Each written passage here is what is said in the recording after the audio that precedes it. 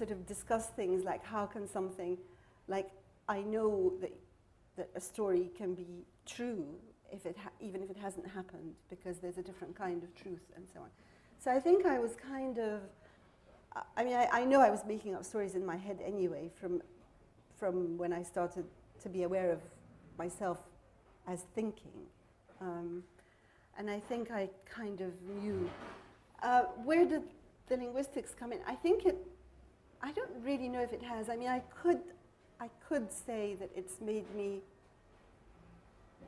attentive to language, but I don't really know if that's true. I mean, I don't know if I had done a PhD in anything. You have to be attentive to language when you're, doing a thesis.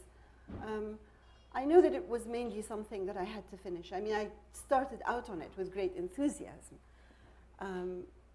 but it very soon became something that I just had to get done. I didn't dare walk away from it.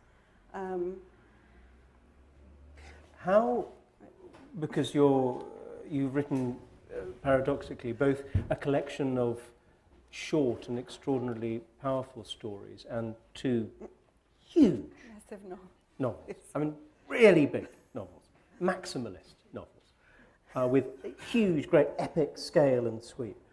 How do you know when the germs of those ideas are going to take a short form or a long form? Well, I kind of didn't to begin with. I mean, I suppose I started with short stories because that was what presented itself, and because I wouldn't have dared tackle a novel. I think it wouldn't have even occurred to me to embark on a novel, but a sort of short story I thought I could do. And then I kind of just carried on writing short stories because that was what I was doing. And then... Did you have a project with your short stories? Because one could say, looking afterwards at them, that there is a strong and continuing argument for exchange, for the complications of transcultural relationships. Did you know that was your field? Or? No, I really didn't. I mean, I think I really only knew that was my field when a few years ago I had to give a talk about the trajectory of my career, and so I sat down and looked at what I'd written, and I thought, oh, so that's what it's about. But I didn't sort of sit down and have an idea that would be what I would do, and but I think it's sort of natural that, I mean, if you find yourself, I mean, to begin with, if you find yourself working in a particular language while addressing the concerns of people who mostly operate in a different language, then, by definition, you're at that sort of point of meeting or not meeting. But it wasn't conscious. And actually, I mean, on the short stories and novels thing, there was a point when I produced 2 or 3 short stories, and Pat Kavanagh was a good friend at that point, and we were discussing the possibility of her being my agent, which we ultimately decided not to. But she looked at them and she said, these are really parts of a novel, and you need to think about that because they're... And in fact, they were, and they were part of In the Eye of the Sun, even though they actually didn't go into it. They ended up being published as short stories, but it was clear that they were parts of something bigger, and it took Pat to point that out to me, actually. Just return for a second to the issue of language. How is your English cadence?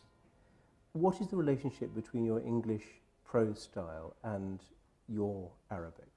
Because your mother translated The Map of Love, yes. Well, I think that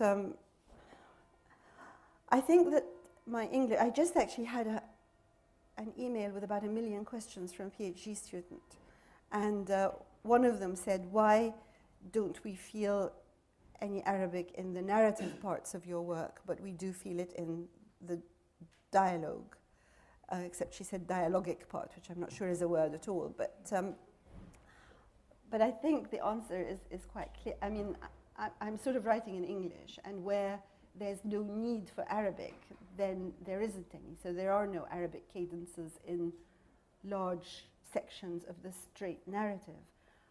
But it's, again, if you've got a cast of characters who are speaking, some are speaking in English and some are speaking in Arabic, and the ones who are speaking in Arabic are speaking in different registers of Arabic.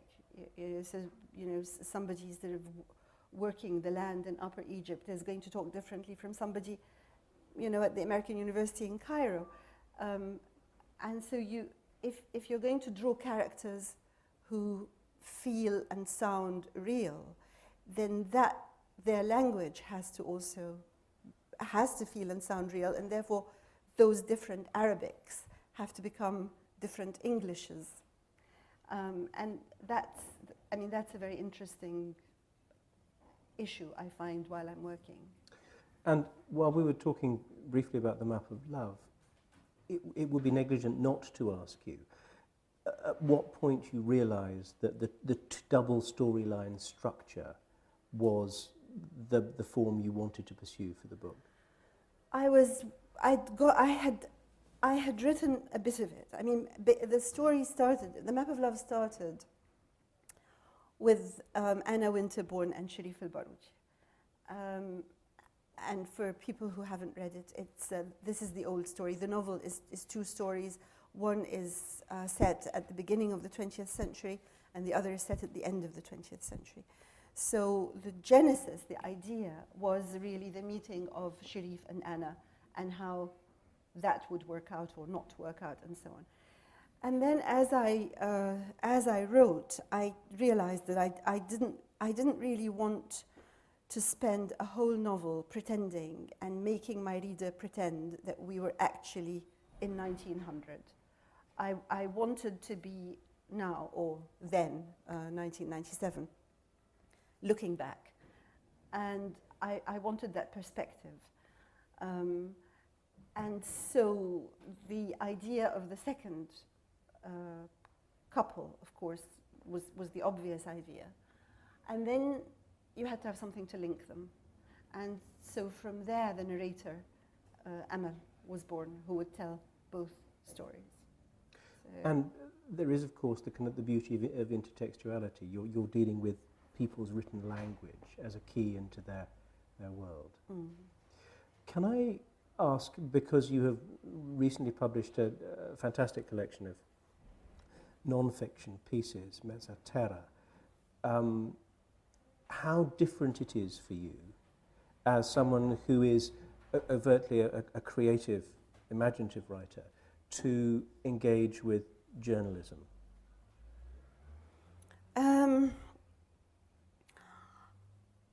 I find it much easier to write narrative than to write discursive or analytic prose. I mean, I don't mind sitting down to write a sort of little narrative piece, but every non-narrative piece that I've written, I've sweated blood over it and sort of hated doing it and so on. And my husband, Hamu, used to have a thing about me always beginning